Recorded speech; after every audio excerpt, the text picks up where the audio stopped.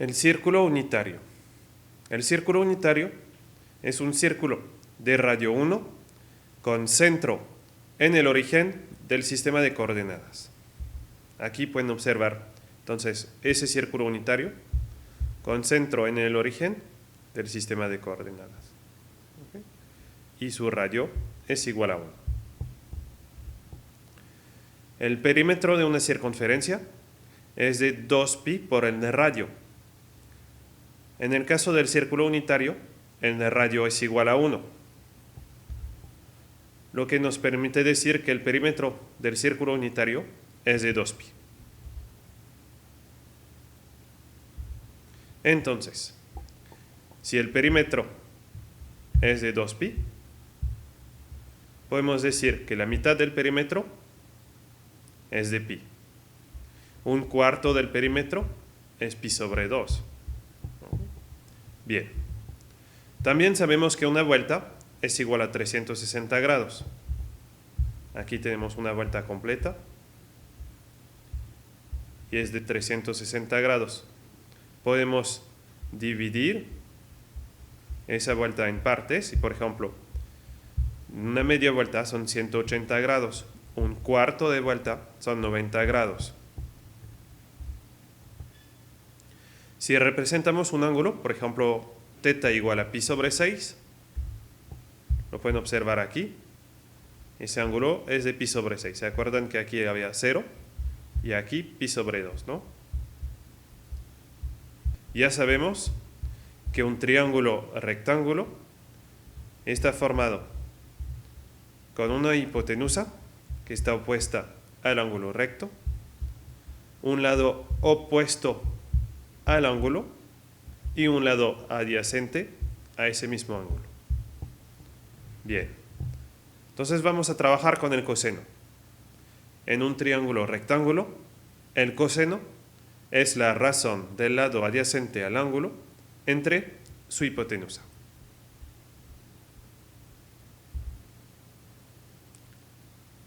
Coseno, entonces, lado adyacente sobre hipotenusa. Entonces, tomando nuestro ángulo con el cual estábamos trabajando anteriormente, podemos decir que el coseno del ángulo θ es igual al lado adyacente, que sería OA, entre su hipotenusa. Pero como es un círculo unitario, la hipotenusa es igual a 1, ¿no? Por lo tanto, el coseno de θ es igual al ángulo adyacente, AOA, que aquí es aproximadamente 0.86. Bien, el seno en un triángulo rectángulo, el seno es la razón del lado opuesto al ángulo entre su hipotenusa.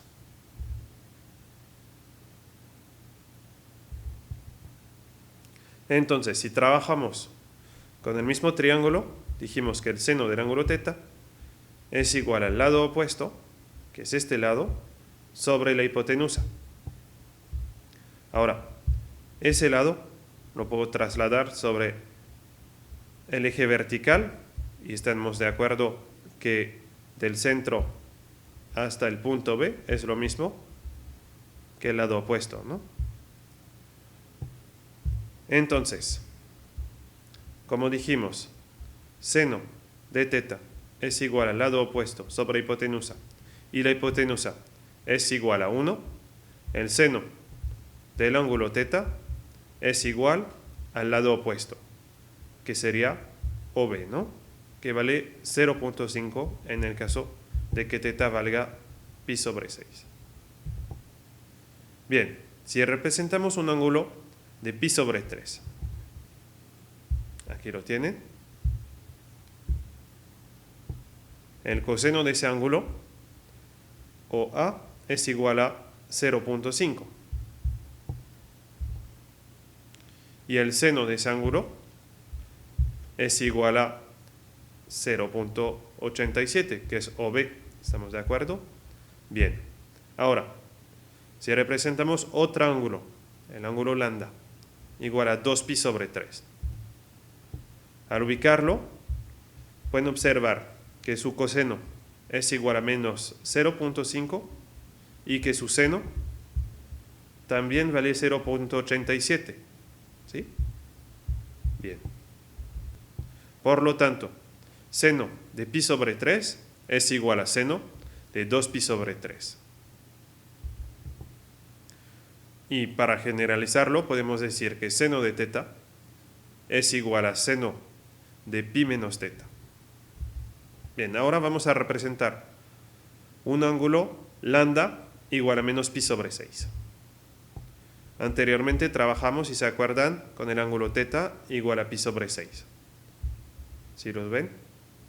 Bien. Un ángulo de menos pi sobre 6 es equivalente a un ángulo de 11 pi sobre 6. ¿Ok? El ángulo lambda también podría ser esa vuelta completa. Bueno, casi completa. Ahora, pueden observar que el seno del ángulo lambda es igual a menos 0.5 y que el coseno del ángulo lambda es igual a 0.87, que es exactamente lo mismo que el coseno del ángulo teta. O sea, coseno de pi sobre 6 es igual a coseno de menos pi sobre 6. Para generalizarlo, podemos decir que coseno de teta es igual a coseno de menos teta. Si representamos un ángulo teta igual a pi sobre 4, es lo que pueden observar, se dan cuenta que el coseno y el seno de este ángulo son iguales. Entonces aquí tenemos una representación del círculo unitario con el ángulo y, como pueden ver, el lado adyacente es igual a coseno y el lado opuesto es igual a seno, ¿no? Y es un triángulo rectángulo. Ahora vamos a hablar de los cuadrantes. Aquí, de 0 a pi sobre 2 tenemos el primer cuadrante. De pi sobre 2 a pi tenemos el segundo cuadrante, el tercer cuadrante y el cuarto cuadrante. Bien, para los valores de coseno, como vieron que era el lado adyacente, entre 3pi sobre 2 y 0, y de 0 a pi sobre 2, el coseno es positivo. Del otro lado es negativo. Para seno, de 0 a pi, el seno es positivo, y de pi a 0, la parte inferior, el seno es negativo. Tomando nuestro triángulo rectángulo, sabemos que el lado adyacente al cuadrado más el lado opuesto al cuadrado es igual a la hipotenusa al cuadrado. Como la hipotenusa es igual a 1, el lado adyacente al cuadrado más el lado opuesto al cuadrado es igual a 1. Lo que significa que coseno cuadrado más seno cuadrado es igual a 1. Eso es la primera identidad trigonométrica que vamos a ver.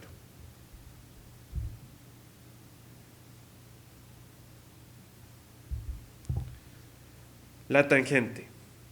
En un triángulo rectángulo, la tangente es la razón del lado opuesto al ángulo entre su lado adyacente.